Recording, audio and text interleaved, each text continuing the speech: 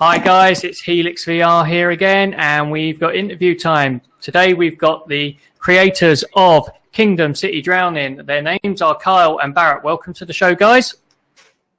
Thank you. How you guys doing? Thank you for having us on. We're just going to show you what they're bringing out. It's a cinematic series in virtual reality. So let's have a look at the trailer, and we'll jump straight back and ask some questions.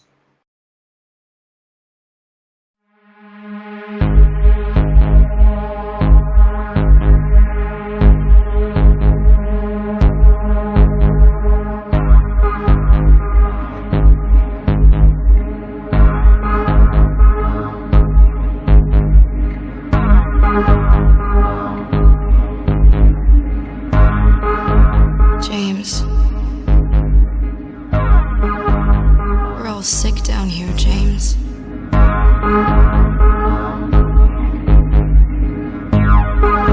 The haze keeps rising.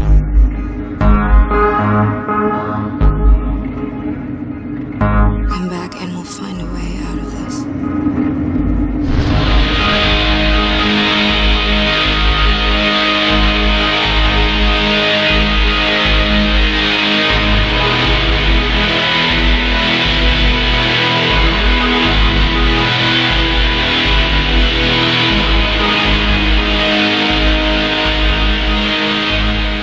Changed.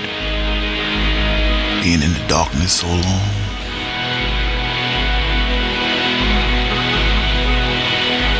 Maybe he is crazy.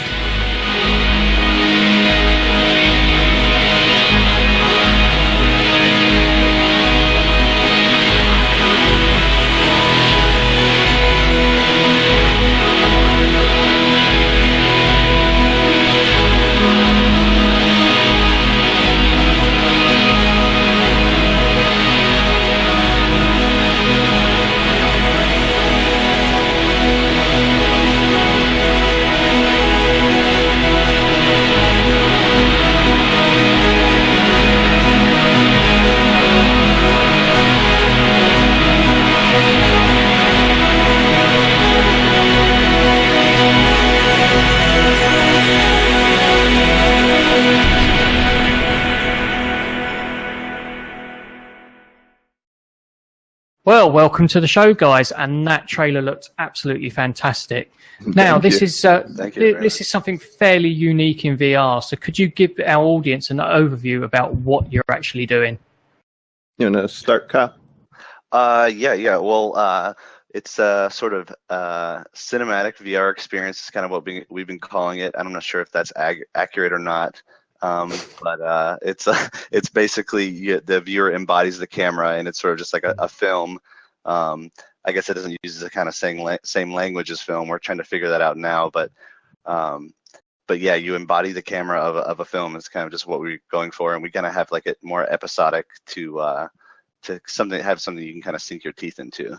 That's what we're hoping. Yeah, and sort of one way we were describing it sometimes is it's kind of like you're riding on a lazy river through this environment that we've been building essentially, and you get to follow characters along that path as well. So it kind of we've really enjoyed how it mixes the boundaries of all these different types of media and even performance art and things like that. I mean, you get a lot of similarities with stage performance. And you can combine that with some of the things of film and get some really unique kinds of outcomes. Definitely. I do like the way that we can walk around and see it from so many different perspectives. It's just so different. It's brilliant. Thank you. Yeah. I did find myself trying to peek around corners and such. Okay, cool. Mm-hmm. So yeah, we want to try to encourage that more as we go, like kind of more just like the curiosity of the viewer, and maybe can like just give you sort of a reason to watch it more times too, and kind of feel the world out. Okay. And what made you make something akin to a TV show in VR rather than a game for VR or say a regular TV show? I know for both of us, we are much more familiar with the world of film. So we've shot several short films and done some commercials and things like that. So that was the area that we had the most familiarity with. But we also grew up as gamers, and that is just in our DNA. And so this, I would say, is kind of a combination of a lot of the things that, at least for me personally, that I really enjoy about both mediums. And I love being able to jump into a game and just feel totally immersed in a world. And that's another thing that's so great about VR, is that it's such a direct way, such a good way of accomplishing so many of those goals of immersion so quickly. And then, but I also like being able to be taken on a journey and see what somebody else has for me, in the form of a narrative. Like I want to see what type of story somebody is going to tell. So we just kind of approached it from what do we want to see, and then we just went about trying to design the thing that we wanted to watch, basically. So we approached, pretty much every scene. We just we're trying to think, well, what do we think is cool, and how can we make that into this work, and just kind of continue to just add in little piece by piece, like a puzzle. Yeah, originally we discussed it as I think as like maybe a YouTube web series or something like that, like the very earliest inception. And then I think Bear got the DK2, and we're just like, this is amazing. Maybe we should just do it in VR. Yeah, well, right before, I guess, getting the DK2, I had ordered the DK2. That I didn't get a DK1 because it said that it was, I remember it saying it's for developers only, and it kind of scared me. And I was like, well, I'm not a developer, so I was like, I don't know if I could use it. But I got the DK2, and I saw everybody playing games on it and stuff. I'm like, well, they didn't tell me you could just pop it on and play some games. So yeah, I got the DK2 on order, and then we went to a meetup. We live right near Epic Games, which makes the Unreal Engine. So we went there for a VR meetup, and that was the first time I ever tried virtual reality. And so that kind of, obviously the bug got caught very quickly and severely. And so basically ever since then, well, that was around the time that they made the engine free to kind of jump onto Unity's model. And then, ever since then, we've just been learning just nonstop for the past 3 years or so, and just trying to crack away at this project. Okay, so you've explained a little bit about obviously what you two, but obviously there's more than you two in the team. So what are the other people doing, and how many are there of you? And a bit more background about them. Okay. We just have one other guy. He's we kind of like he doesn't really have any experience at all with any of this stuff either. He just was really interested in the project, so we kind of helped him learn 3D modeling. So he did a lot of the stuff in like the last shot with like the city. He built quite a few things that we just kind of needed him to anywhere. He was our little slave. We just made him do whatever we wanted. And what's his name? You're going to give him a little shout out? Oh yeah, sorry. Whoa. Sorry, Stuart. Stuart Garner is his name. Yeah, he's he's one of the producers on it as well. Like he was there, during the shooting and everything like that, when we did all the mocap with the actors and stuff. So yeah, he's been there, working with us since day one. Yeah, Kyle and I have sort of more experience. I guess we have the most experience with the type of stuff we're doing, but we're all very very green at this. The only thing that I did that was sort of development related before Unreal, or before this project, was using Unreal Tournament engine back in the 99 engine to work on mods and things like that.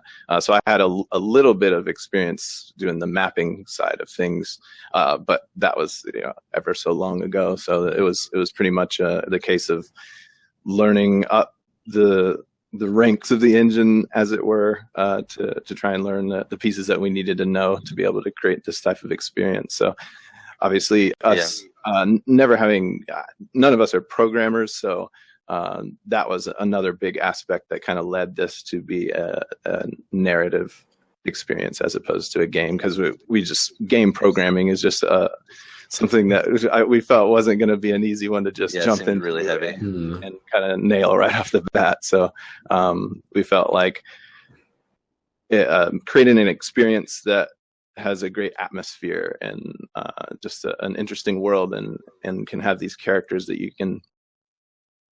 No, I think you've done a really good job, and it's inspiring for other people that are sitting watching this, that thinking maybe I can go into game developing or similar type of thing. That it's open to everyone, and especially with VR, it's so raw at the moment that anyone can come in, and there's a lot of time to experiment and bring stuff out. So yeah, it's really good time to be in the VR market at the moment, and obviously AR coming out very soon. Yeah, a lot of the developers we do for talk all to, of us, they're releasing the first game. Sorry, go ahead. Oh, sorry, I was just saying that a lot of the developers that we do talk to do seem to be releasing the first games or the second games, something along those lines, very much like yourselves.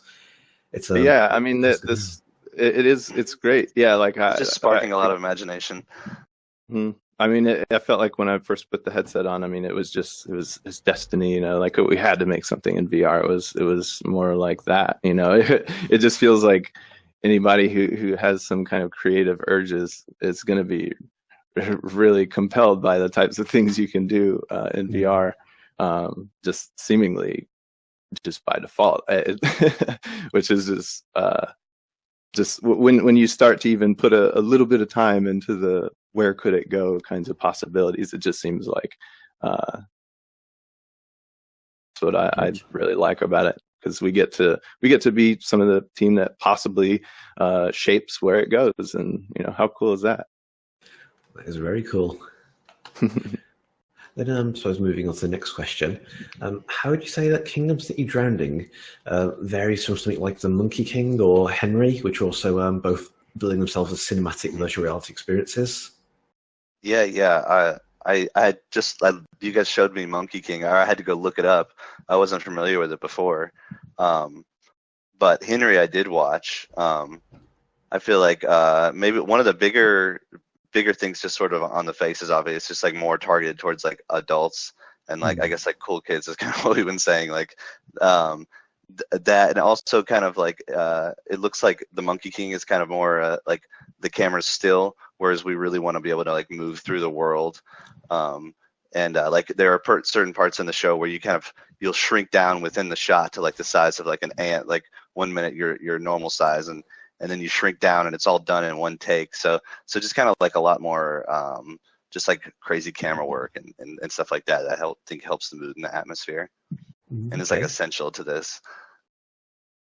Yeah, it was definitely different. I did shrink down in a place, and it was totally different perspective to when we were watching the program, which was the whole idea that you've just got across, and it works. It does work really, really well, and I think the audience will love it when they get to try it. So yeah, I hope so. It's more like a close-up kind of is what we've been coining or using them for. The series has obviously been in development for a long time. So at this point, how far would you say that before you're actually going to release it? Before the first episode or the second? Yeah, before the episode gets released. Hopefully, I mean, this month is what when we're releasing. We're still not sure the exact date, but it will be this month. Yeah, we're just going through the certification stages and things like that with the various platforms. So, but once they tell us that it runs fine and that everything looks good, then it should be good to go. We're done with. Yeah. Excellent. Yeah, but August is definitely where it all evens out. Yeah, I mean, you've obviously mentioned IMAX and OmniMax and that. So do you see this as being the future of TV and movies? Sort of, as an example, could you see like the next big thing in the cinema, like 3D was? Can you see it being like, let's go to the cinema and watch a virtual movie? Or do you see it being more as a home side of things? Yeah, I certainly think it's at least on the path. I mean, it's so compelling to be able to just move my head around and just look at this environment as if I'm inside it. I mean, there's such quantum leap in value there from my perspective as far as a viewer, that I don't see it not being a part of the future of those types of experiences. Absolutely. I mean, I think even IMAX themselves set up there's like a location in Los Angeles, I think, that has some Vives and Rifts, I think, set up that they do various experiences, and I heard that it was doing pretty well, which doesn't surprise me. I mean, the kind of people that would go see an IMAX movie, it seems like maybe the right type of audience for something like our show, something that people may not want to have to do something, and may just want to enjoy somebody's kind of passive experience. Because as much as I love playing games, I also love things like watching an IMAX film that just kind of, chilling, just letting it kind of take me through their experience. So. Yeah, I don't know. I think the sort of like, what is it, the void and stuff like that, where you are like running around and things like those seem pretty appealing, but I wonder about it being popular in the theater. I think at home, like, that's what's like so great about it, is because you can like have a theater experience at home. So like to leave the house is almost like not a huge point, especially once computers get fast enough. Yeah, I wanted to talk also about one thing that I think could make it possibly more, well, not possibly, but at least the possibility of this could be quite compelling, is something like, some motion platform things. Like maybe if theaters were to adopt more of like theme park types of technology, that maybe you sit in a seat that kind of actually moves around. I don't know what the costs are with mass scale and things like that with those types of experiences. But I mean, I went to, the Harry Potter and Universal experience thing in Orlando, and it was very compelling with some of the stuff they had that was able to kind of move you around in those basically car building robots. I was like looking online to see what those things cost, so I could. So I would have built, like, eventually I would love to just get something like that, make some experience that connects your actual motion with the motion you're getting from your eyes, and just make that match up with your inner ear and make that experience the next level.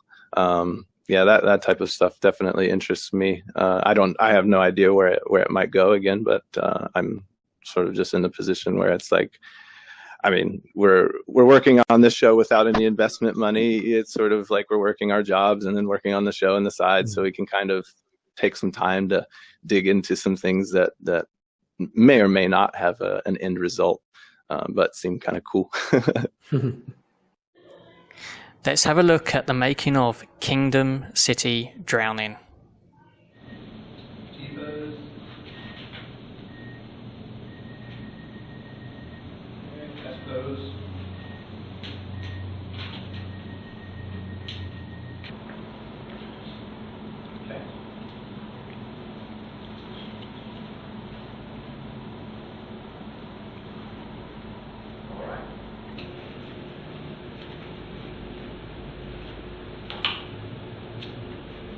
Wake the fuck up. What? This place is a maze.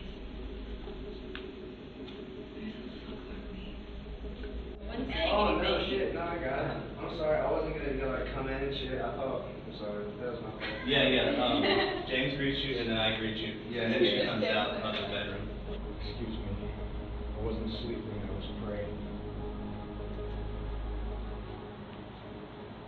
Their skin hardened into hide. There are no longer any humans down here. And you will hear of wars. And rumors of wars. See that you are not alarmed. For this must take place. But the end is not yet.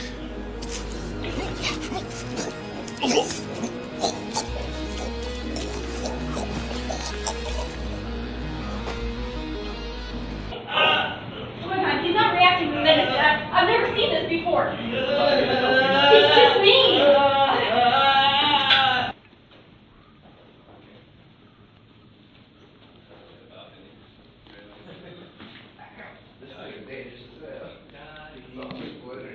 Awesome.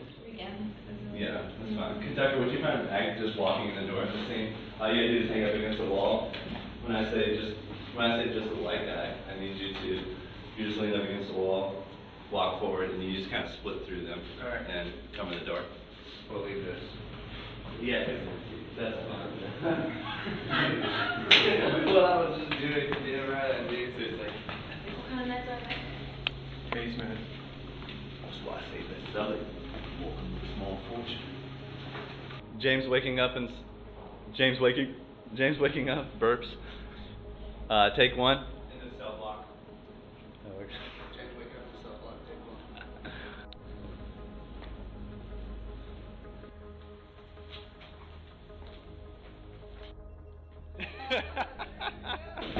Hurry up, open the fucking door. Move.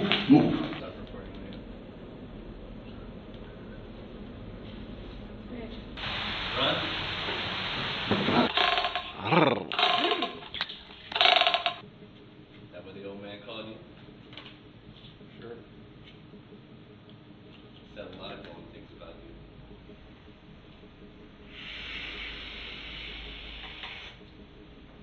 That'll get your head right.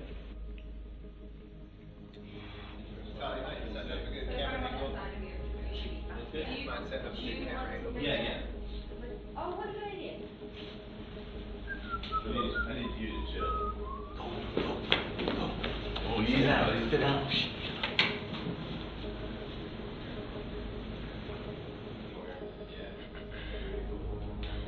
Alright, let's do it. They're not like based off of any kind of like GPS sensor or anything. It's all just kind of like it can tell where your feet are, it can tell what your feet are not moving, so it knows like basically that's how it knows where you are. It's like down, it's like okay, this is Grab it off you.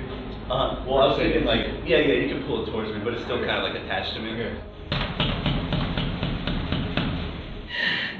Do you want to just take them out?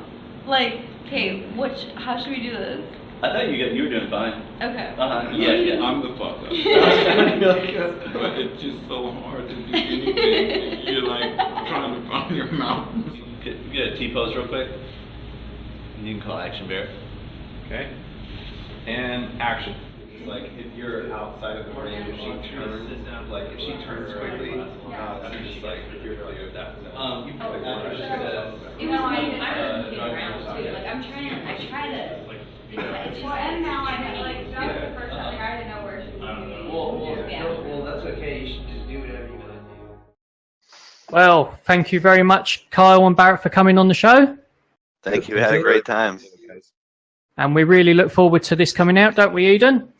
Yeah, it was a lot of fun. It's very different, I think, from what I've seen so far. Thank you. That's exactly what we like to hear. So, guys, get it on your wish list. As soon as it's available, make sure that you buy it and support the developers because this is something very unique. If you like what we do, don't forget, subscribe to us on YouTube, like us on Facebook, and tweet us on Twitter. Until next week, have a good one.